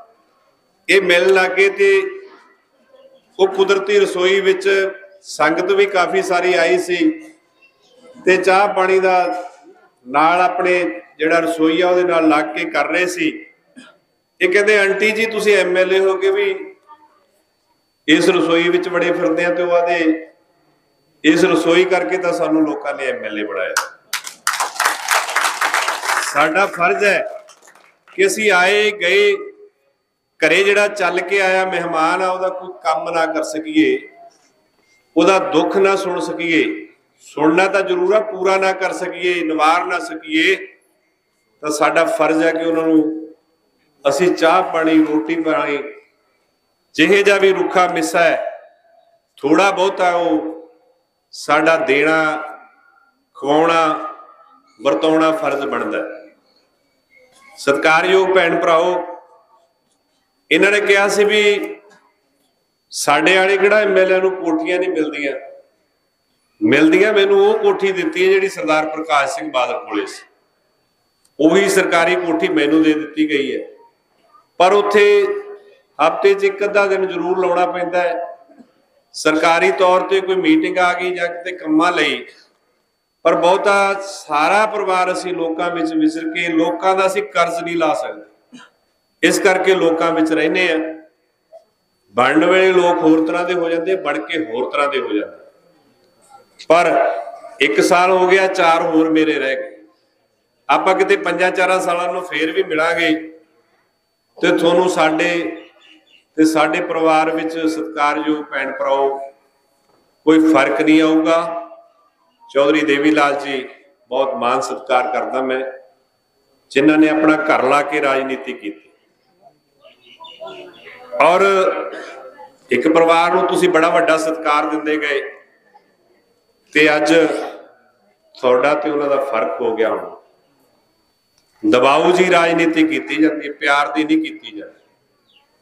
ਇਸ ਲਈ ਸਾਡੇ ਉਹ ਨਹੀਂ, ਸਾਡੇ ਜਿਹੜੇ ਕਹਿੰਦੇ ਕਹਾਉਂਦੇ ਸਨ, ਜਿਹੜੇ ਕਹਿੰਦੇ ਸੀ ਵੀ ਸਾਡੇ ਤੋਂ ਬਿਨਾਂ ਤਾਂ ਕੋਈ ਵਿਧਾਨ ਸਭਾ 'ਚ ਜਾ ਨਹੀਂ ਸਕਦਾ, ਉਹ ਸਾਰੇ ਪਰਿਵਾਰ ਵਾਹਿਗੁਰੂ ਦੀ ਕਿਰਪਾ ਨਾਲ ਤੇ ਪੰਜਾਬ ਦੇ ਸਤਿਕਾਰਯੋਗ ਵੋਟਰਾਂ ਤੇ ਲੋਕਾਂ ਨਾਲ, ਚਾਹੇ ਤਾਂ ਪ੍ਰਕਾਸ਼ ਸਿੰਘ ਬਾਦਲ ਪਿਓ ਪੁੱਤ ਸੀ ਉਹ ਵੀ ਤੁਹਾਡੇ ਸਾਹਮਣੇ ਘਰੇ ਬਿਠਾਤੇ, ਚਾਹੇ ਇਹਨਾਂ ਦਾ ਜਵਾਈ ਸੀ ਕੈਰੋਂ ਦਾ ਪੋਤਾ ਸੀ ਉਹ ਵੀ ਘਰੇ ਬਿਠਾ ਦਿੱਤਾ, ਚਾਹੇ ਪਟਿਆਲੇ ਵਾਲੇ ਮਹਾਰਾਜੇ ਦਾ ਲੜਕਾ ਸੀ ਜਿਹੜਾ ਕੈਪਟਨ ਅਮਰਿੰਦਰ ਸਿੰਘ ਘੁਮਾਉਂਦਾ ਸੀ, ਜਿਹੜਾ 2 ਵਾਰੀ ਮੁੱਖ ਮੰਤਰੀ ਰਿਹਾ, ਉਹ ਵੀ ਇੱਕ ਸਧਾਰਨ ਜਿਹੇ ਬੰਦੇ ਤੋਂ ਹਰਾ ਦਿੱਤਾ। ਜਿਹੜੇ ਵੀ ਚਾਹੇ ਬੀਬੀ ਰਜਿੰਦਰ ਕੌਰ ਜੀ ਪੱਠਲ, ਸਭ ਲੋਕ ਘਰੇ ਬੈਠੇ ਨੇ। ਸਾਰੇ ਵਿਧਾਨ ਸਭਾ ਦੇ ਵਿੱਚ ਇੱਕ ਨਵੀਂ ਗੱਲ ਹੈ, ਉੱਥੇ ਕੋਈ ਤਾਇਆ ਤੇ ਭਤੀਜਾ ਨਹੀਂ, ਹੁਣ ਉੱਥੇ ਸਾਲਾ ਤੇ ਜੀਜਾ ਨਹੀਂ, ਉੱਥੇ ਪਿਓ ਪੁੱਤ ਨਹੀਂ, ਉੱਥੇ ਤੁਹਾਡੇ ਮੇਰੇ ਵਰਗੇ ਵੱਖੋ ਵੱਖਰੀ ਸਧਾਰਨ ਲੋਕ ਪੰਜਾਬ ਦੀ ਵਿਧਾਨ ਸਭਾ ਵਿੱਚ ਹੈ। ਉਹ ਪੰਜਾਬ ਦੇ ਲੋਕਾਂ ਨੇ ਦਿੱਲੀ ਨੂੰ ਵੇਖ ਕੇ, ਕੇਜਰੀਵਾਲ ਜੀ ਹੋਰਾਂ ਨੂੰ ਵੇਖ ਕੇ ਕਿ ਉਹਨਾਂ ਦੀ ਜਿੱਥੇ ਸਰਕਾਰ ਹੈ ਉਹ ਬਹੁਤ ਲੋਕਾਂ ਦੇ ਪ੍ਰਤੀ ਇਮਾਨਦਾਰੀ ਨਾਲ ਕੰਮ ਕਰਦਾ। ਸਿੱਖਿਆ ਤੋਂ ਲੈ ਕੇ ਹਸਪਤਾਲਾਂ ਦੀ ਗੱਲ ਕੀਤੀ ਜਾਂਦੀ, ਬਜ਼ੁਰਗਾਂ ਦੀ ਸੇਵਾ ਸੰਭਾਲ ਦੀ ਗੱਲ ਕੀਤੀ ਜਾਂਦੀ ਹੈ। ਬੱਸਾਂ 'ਚ ਮੇਰੀਆਂ ਸਤਿਕਾਰਯੋਗ ਮਾਵਾਂ ਭੈਣਾਂ ਨੂੰ, ਔਰ ਜਿਹੜੀ ਉਹ ਰੇਲ ਚੱਲਦੀ ਹੈ ਉੱਥੇ ਮੈਟਰੋ ਬੋਲਦੇ ਆ, ਉਹਨਾਂ ਵਿੱਚ ਮੁਫਤ ਸਫ਼ਰ, ਤਾਂ ਕਿ ਜੇ ਉਹਨਾਂ ਨੇ ਸਰਕਾਰ ਇਮਾਨਦਾਰੀ ਨਾਲ ਚਲਾਈ ਹੈ ਤਾਂ ਜਿਹੜੇ ਟੈਕਸ ਦੇ ਪੈਸੇ ਬਚਦੇ ਆ ਉਹਨਾਂ ਨਾਲ ਇਹ ਸਹੂਲਤਾਂ ਦਿੱਤੀਆਂ ਜਾਂਦੀਆਂ। ਇਹੀ ਕੁਝ ਪੰਜਾਬ ਵਿੱਚ ਸ਼ੁਰੂ ਕੀਤਾ ਗਿਆ।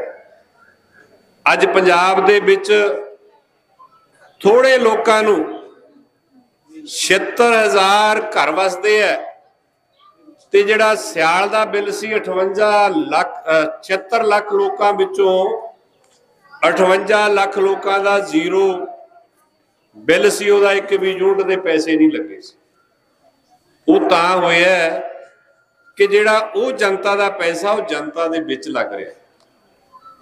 1 ਸਾਲ ਹੋਇਆ, ਬੜਾ ਉਲਝਿਆ ਹੋਇਆ ਕੰਮ ਸੀ ਸਾਡੀ ਸਰਕਾਰ, ਉਹਦੇ ਵਿੱਚੋਂ ਉਲਝੇ ਹੋਏ ਕੰਮ ਚੋਂ ਵੀ ਸਰਕਾਰ ਨੇ ਆਪਣੇ ਬਜਟ ਨੂੰ ਦੁਰਸਤ ਕਰਕੇ ਅੱਜ 500 ਤੋਂ ਵੱਧ ਜਿਹੜੇ ਆਮ ਆਦਮੀ ਹਸਪਤਾਲ ਬਣਾਏ गए ਆ जिथे किसी भी भैन भरा नूं कोई टेस्ट है कोई दवाई है मुफ्त मिलती है। इसलिए साडी सरकार दी तुहाडी सरकार दी लोकां दी चुनी सरकार दी आम लोकां दी पार्टी ते आम लोग चुने जाने ओदी सरकार बनी है। भगवंत सिंह मान है जिहड़ा पंजाब दा मुख मंत्री एक मास्टर दा लड़का है और थोड़ी जमीन जायदाद का मालिक है और पंजाब का उन्होंने मुख मंत्री बनाया ते मुख मंत्री बन के साल दे विच उस इंसान ने 24,000 तो वध जिहड़ियां नौकरियां पिछलियां सरकारां ने रोक छड्डियां सी फीसां भरा के टेस्ट लैके उन्हां दी इनक्वायरी करा के उन्हां लोकां नूं दित्ती है। बहुत सारे जड़े पक्के नहीं करते सी मुलाजम उन्होंने पक्के किया गया। ये भगवंत सिंह मान जे तुहाडे वर्गे लोकां च उस तां उहनूं तरस सी। इसलिए सत्कारयोग भराओ बहुत सारियां गल्लां पंजाब विच चलदियां सन। एक रेता है वही 2-4-10 घराणे नप के बैठे सन अपनी मर्जी का रेट ला के दिंदे सन। उस माफिए तो खेड़ा छड़ाया गया।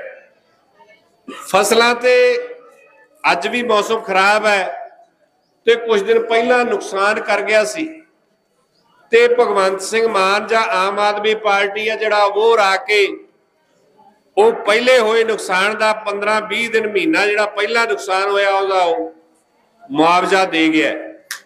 कदे किसी सरकार ने 15-20 दिनों से मुआवजे नहीं दिते सन।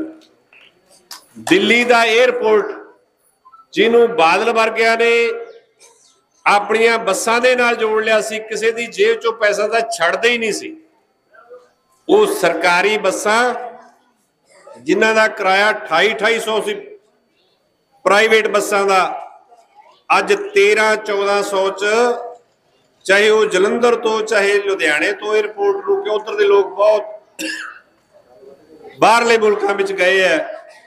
सरकारी बसां सीधियां एयरपोर्ट नूं आईयां। सरदार भगत सिंह जिन्हां दे सदका तुसीं असीं लोग बैठे हैं नहीं कदे अंग्रेज आए इकट्ठे नहीं होण दिंदे सी। सरदार भगत सिंह दा नां कदे किसी सरकार ने लिया नहीं सी। एक भगवंत सिंह मान है अज दफ्तर च फोटो चाहे थाने जाते रहंदे सी प्रकाश सिंह बादल दी ओहदे मुंडे दी लग जाती सी। अज उन्हां दोनों तस्वीरां दी थां जिन्हां ने साडा संविधान लिखिया गरीब इंसान सी भीमराव जी अंबेडकर साहब डॉक्टर साहब उन्हां दी फोटो लगदी है दफ्तर च ते जहां जी ने अंग्रेजां नूं इत्थे कड्ढण लई उन्हां दे बोले कन्नां नूं आवाज़ सुणाउण दे लई असैंबली च बंब सिੱਟਿਆ सी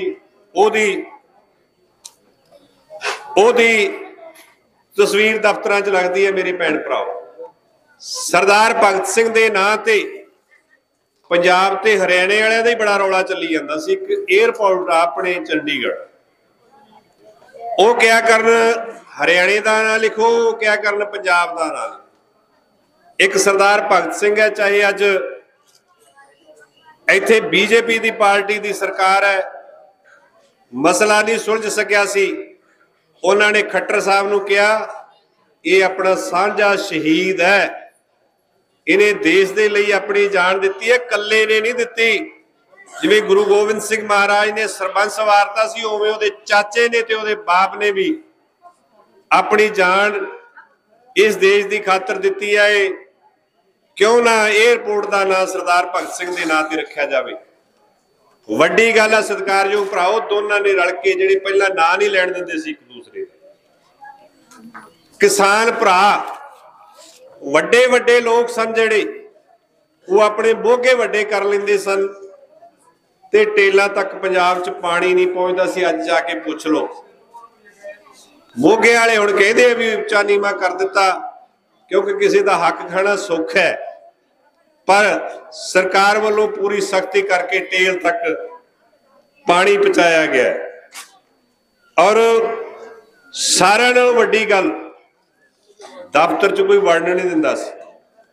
ਪਹਿਲਾਂ ਜੇਬ ਵੱਲ ਹੱਥ ਹੁੰਦਾ ਸੀ ਲੋਕਾਂ ਦਾ ਵੀ ਤੇਰੀ ਜੇਬ 'ਚ ਕੀ ਹੈ।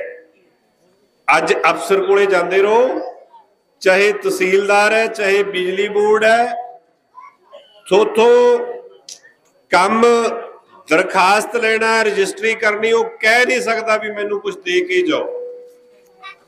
ਇਹ ਸਰਦਾਰ ਭਗਵੰਤ ਸਿੰਘ ਮਾਨ ਦੀ ਪੰਜਾਬ ਦੇ ਥੋੜੇ ਵਰਗੇ ਲੋਕਾਂ ਦੇ ਕਰਕੇ ਸਰਕਾਰ ਸੀ। 70 ਸਾਲ ਹੋ ਗਏ, ਤੁਸੀਂ ਬਹੁਤ ਸਰਕਾਰਾਂ ਬਣਾ ਕੇ ਵੇਖ ਲਿਆ ਤੇ ਪ੍ਰਣਾਲਾ ਉੱਥੇ ਦੇ ਉੱਥੇ ਹੈ। ਕੁਝ ਜਾਗੀਏ, ਬਹੁਤ ਵੱਡੀ ਤਬਦੀਲੀ ਆਈ ਹੈ। ਸਤਿਕਾਰਯੋਗ ਭੈਣ ਭਰਾਓ, ਪੰਜਾਬ ਦੇ ਲੋਕਾਂ ਨੇ ਸੁੱਖ ਦਾ ਸਾਹ ਲਿਆ। ਮੀਡੀਆ, ਸੋਸ਼ਲ ਮੀਡੀਆ, ਉਹ ਸਾਡੀ ਸਰਕਾਰ ਨੂੰ ਬਹੁਤ ਭੰਡਣ ਤੇ ਹੋ ਜਾਂਦਾ। ਜੇ ਕਿਤੇ ਕਤਲ ਹੋ ਜਾਂਦਾ ਕਹਿੰਦੇ ਆ ਜੀ ਸਰਕਾਰ ਫੇਲ ਹੈ, ਕੋਈ ਦੁਸ਼ਮਣੀ ਦੀ ਗੱਲ ਹੁੰਦੀ ਹੈ, ਕੋਈ ਹੋਰ ਮਾੜੀ ਘਟਨਾ ਹੁੰਦੀ ਹੈ। ਪਰ ਸਾਡੀ ਸਰਕਾਰ ਨੇ, ਲੋਕਾਂ ਦੀ ਚੁਣੀ ਹੋਈ ਸਰਕਾਰ ਨੇ, ਲੋਕਾਂ ਦੇ ਨੁਮਾਇੰਦਿਆਂ ਨੇ ਉਹ ਸਾਰਾ ਕੁਝ ਸੰਭਾਲ ਕੇ ਪੰਜਾਬ ਦੇ ਲੋਕਾਂ ਵਿੱਚ ਅੱਜ ਸੁੱਖ ਦਾ ਸਾਹ ਹੈ। ਤੁਸੀਂ ਲੋਕਾਂ ਨੇ ਵੀ ਪਿਛਲੀ ਵਾਰ ਜਦੋਂ ਆ ਚੋਣ ਹੋਈ ਸੀ, 2 ਮੇਰੇ ਸਾਥੀ ਇੱਥੇ ਬੈਠੇ ਆ, ਜ਼ਿਲ੍ਹਾ ਪ੍ਰੀਸ਼ਦ ਦੇ ਮੈਂਬਰ ਗੁਰਚਰਨ ਸਿੰਘ ਫੌਜੀ ਬੋਲ ਕੇ ਗਏ ਆ ਤੇ ਜਸਦੇਵ ਨਿੱਕਾ ਬੈਠੇ। ਸਧਾਰਨ ਘਰਾਂ ਚੋਂ ਹੈ। ਮੈਂ ਤਾਂ ਨਹੀਂ ਸਮਝਦਾ ਇਹਨਾਂ ਨੇ ਕਦੇ ਸੋਚਿਆ ਨਾ ਵੀ ਅਸੀਂ ਚੋਣ ਲੜ ਲਾਂਗੇ। ਚੋਣ ਨਹੀਂ ਲੜਨ ਦਿੰਦੇ ਹੁੰਦੇ ਸੀ। ਆਪਣੇ ਇੱਧਰ ਵੱਡੇ ਘਰ ਵਾਲੇ ਸਾਰੇ ਕਾਗਜ਼ ਕੂਜ ਇਕੱਠੇ ਕਰਕੇ ਝੋਲੇ 'ਚ ਪਾ ਕੇ ਲੈ ਜਾਂਦੇ ਸੀ। ਤਾਂ ਚੋਣ ਲੜਨੀ ਤਾਂ ਗੱਲ ਛੱਡੋ, ਔਰ ਜਿੱਤਣ ਦਾ ਤਾਂ ਕਦੇ ਸੁਪਨਾ ਨਹੀਂ ਲੈ ਸਕਦੇ ਸੀ। ਤੁਹਾਡੇ ਵਰਗਿਆਂ ਚੋਂ ਹੈ। ਅੱਜ 6 ਮੈਂਬਰ ਇਸ ਸਰਸੇ ਜ਼ਿਲ੍ਹੇ ਦੇ ਜ਼ਿਲ੍ਹਾ ਪ੍ਰੀਸ਼ਦ ਦੇ ਤੁਸੀਂ ਲੋਕਾਂ ਨੇ ਆਪਣੇ ਚੋਂ ਆਪਣੇ ਪਿਆਰੇ ਭਰਾ ਬਣਾਏ। ਉਹ ਸਧਾਰਨ ਘਰਾਂ ਚੋਂ, ਕੋਈ ਵੱਡੇ ਵੱਡੇ ਲੋਕ ਨਹੀਂ। ਪਹਿਲਾਂ ਵੱਡਿਆਂ ਵੱਡਿਆਂ ਨੂੰ ਟਿਕਟਾਂ ਦਿੱਤੀਆਂ ਜਾਂਦੀਆਂ ਸਨ। ਇਹ ਤਾਂ ਅਸੀਂ ਆਪ ਹੀ ਥੋੜੇ ਜਿਹੇ ਉਹਦੇ 'ਚ ਹਿੰਮਤ ਨਾ ਵਿਖਾ ਸਕੇ, ਲੇਟ ਹੋ ਗਏ। ਜੇ 5-7 ਦਿਨ ਪਹਿਲਾਂ ਤੁਹਾਡੀ ਸੇਵਾ ਵਿੱਚ ਤੁਹਾਡੇ ਨਾਲ ਹਾਜ਼ਰ ਹੁੰਦੇ ਤਾਂ ਮੈਨੂੰ ਲੱਗਦਾ ਜ਼ਿਲ੍ਹਾ ਪ੍ਰੀਸ਼ਦ ਦਾ ਚੇਅਰਮੈਨ ਕੀ ਤੁਸੀਂ ਲੋਕਾਂ ਨੇ ਆਪਣੇ ਆਪ ਦੇ ਚੋਂ ਬਣਾ ਲੈਣਾ ਸੀ। ਤੁਹਾਡਾ ਨਗਰ ਪਹਿਲੀ ਵਾਰ ਵੇਖਿਆ। ਮੈਂ ਤੁਹਾਨੂੰ ਸਾਰੇ ਭੈਣ ਭਰਾਵਾਂ ਨੂੰ, ਆਪਣੇ ਬਹੁਤ ਸਤਿਕਾਰਯੋਗ ਤਾਊ ਦੇਵੀ ਲਾਲ ਜੀ ਨੂੰ, ਸਾਰਿਆਂ ਨੂੰ ਮੈਂ ਨਮਸਕਾਰ ਕਰਦਾ ਔਰ ਇਹ ਆਸ ਉਮੀਦ ਰੱਖਦਾ ਜਿਵੇਂ ਕਦੇ ਦੇਵੀ ਲਾਲ ਹੋਰਾਂ ਨੇ ਸੰਘਰਸ਼ ਕਰਕੇ ਕਿਸਾਨਾਂ ਦੀ ਗੱਲ ਕਰਕੇ ਵੱਡੀ ਤਬਦੀਲੀ ਲਿਆਂਦੀ ਸੀ, ਉਹ ਤੁਸੀਂ ਵੀ ਸੋਚੋ ਇਹਨਾਂ ਘਰਾਂ 'ਚ ਤਬਦੀਲੀ ਦਾ ਕਾਰਨ ਨਹੀਂ। ਹੁਣ ਉਹ ਹਿੰਮਤ ਨਹੀਂ ਰਹੀ ਇਹਨਾਂ 'ਚ ਸਰਕਾਰਾਂ ਬਣਾਉਣੀਆਂ ਤੇ ਆਪਣੇ ਅਜਾਸੀਆਂ ਕਰਨੀਆਂ ਰਹਿ ਗਈਆਂ। ਉਸ ਤਰ੍ਹਾਂ ਤੁਸੀਂ ਸੰਘਰਸ਼ ਕਰੋ, ਅੱਗੇ ਆਓ, ਸੋਚੋ ਕਿ ਸਾਰੀ ਉਮਰ ਅਸੀਂ ਗੁਲਾਮੀ ਵਿੱਚ ਨਹੀਂ ਰਹਿਣਾ। ਅਸੀਂ ਆਪਣੀ ਮਰਜ਼ੀ ਦੀ ਸਰਕਾਰ ਚੁਣਨੀ ਹੈ। ਸਮਾਂ ਆਊਗਾ ਜਦੋਂ ਤੁਹਾਡੇ ਕੋਲੇ ਬਹੁਤ ਵੱਡਾ ਮੌਕਾ ਹੋਊਗਾ। ਅੱਜ ਤੁਹਾਡੇ ਦਰਸ਼ਨ ਕਰਨ ਲਈ ਮੈਨੂੰ 2-3 ਵਾਰ ਪ੍ਰੋਗਰਾਮ ਬਣਾਇਆ ਗਿਆ ਸੀ। ਪੂਨਮ ਗਦਾਰਾ ਜੀ ਵੱਲੋਂ ਆਇਆ ਨਹੀਂ ਗਿਆ ਸੀ। ਮੈਂ ਇਸ ਗੱਲ ਦੀ ਤੁਹਾਡੇ ਸਾਰਿਆਂ ਤੋਂ ਮਾਫੀ ਚਾਹੁੰਦਾ। ਹੁਣ ਮੈਂ ਇਸ ਗੱਲ ਦੀ ਮਾਫੀ ਚਾਹੁੰਦਾ ਕਿ ਸਮਾਂ ਬਹੁਤ ਹੋ ਗਿਆ। ਸਾਰਿਆਂ ਨੇ ਆਪਣੇ ਆਪ ਘਰਾਂ ਵਿੱਚ ਵੀ ਜਾਣਾ ਹੈ। ਮੇਰੀਆਂ ਭੈਣਾਂ ਮਾਵਾਂ ਨੇ ਰਸੋਈ ਵੀ ਸੰਭਾਲਣੀ ਹੈ। ਸੋ 2-2.5-3 ਘੰਟੇ ਤੁਹਾਨੂੰ ਬੈਠਿਆਂ ਨੂੰ ਹੋ ਗਏ। ਮੈਂ ਤੁਹਾਡਾ ਸਾਰਿਆਂ ਦਾ ਦਿਲੋਂ ਮਸ਼ਕੂਰ ਹੈ, ਧੰਨਵਾਦੀ ਹੈ ਕਿ ਤੁਸੀਂ ਸਾਡੇ ਵਰਗੇ ਸਧਾਰਨ ਲੋਕਾਂ ਨੂੰ ਆਪਣੇ ਭੈਣ ਭਰਾ ਸਮਝ ਕੇ ਇਹ ਵਿਚਾਰਾਂ ਨੂੰ ਸੁਣਿਆ। ਫਿਰ ਵੀ ਆਪਾਂ ਮਿਲਦੇ ਰਵਾਂਗੇ। ਜਿਹੜਾ ਵੱਡਾ ਹੱਥ ਇਹ ਜੰਤਰ ਹੈ ਤੁਹਾਡੇ ਕੋਲੇ ਹੈ। ਤੁਸੀਂ ਆਪਣੀ ਹਿੰਮਤ ਬਣਾਓ, ਥੋੜੀ ਥੋੜੀ ਹਿੰਮਤ ਬਣਾਉਂਦੇ ਜਾਓਗੇ ਤਾਂ ਜਦੋਂ ਇਹ 5 ਉਂਗਲਾਂ ਇਕੱਠੀਆਂ ਹੋਣ ਲੱਗੀਆਂ ਤੇ ਵੱਡੀ ਤਾਕਤ ਬਣ ਜਾਊਗੀ। ਤੁਸੀਂ ਆਪਣੇ ਇਸ ਸੂਬੇ ਨੂੰ ਆਪਣੇ ਢੰਗ ਤਰੀਕੇ ਨਾਲ, ਜਿਵੇਂ ਅੱਜ ਪੰਜਾਬ ਦੇ ਲੋਕ ਚਲਾ ਰਹੇ ਆ, ਤੁਸੀਂ ਵੀ ਚਲਾਓਗੇ। ਤੁਹਾਡੇ ਚੋਂ ਹੀ ਨਹੀਂ ਪਤਾ ਕਿਹੜਾ ਵਿਅਕਤੀ ਇਹਨਾਂ ਸਧਾਰਨ ਲੋਕਾਂ ਚੋਂ ਹਰਿਆਣੇ ਦਾ ਮੁੱਖ ਮੰਤਰੀ ਬਣ ਸਕਦਾ ਹੈ। ਸੋ ਇਹ ਤੁਹਾਡੀ ਆਪਣੀ ਹਿੰਮਤ ਹੋਊਗੀ ਜੇ ਹਿੰਮਤ ਵਿਖਾਓਗੇ। ਇੰਨੀਆਂ ਕੁ ਬੇਨਤੀਆਂ ਪ੍ਰਵਾਨ ਕਰਨੀਆਂ। ਸਾਰੀ ਸਾਧ ਸੰਗਤ, ਸਾਰੇ ਭੈਣ ਭਰਾਵਾਂ ਦਾ, ਲੀਡਰ ਸਾਹਿਬਾਨਾਂ ਦਾ, ਸਾਰਿਆਂ ਦਾ ਮੈਂ बहुत बहुत धन्यवाद करदा है कि तुसी समा कढ के साडे लई इन्ना चिर बैठ के साडियां गल्लां बातां सुनियां। वाहिगुरू जी का खालसा, वाहिगुरू जी।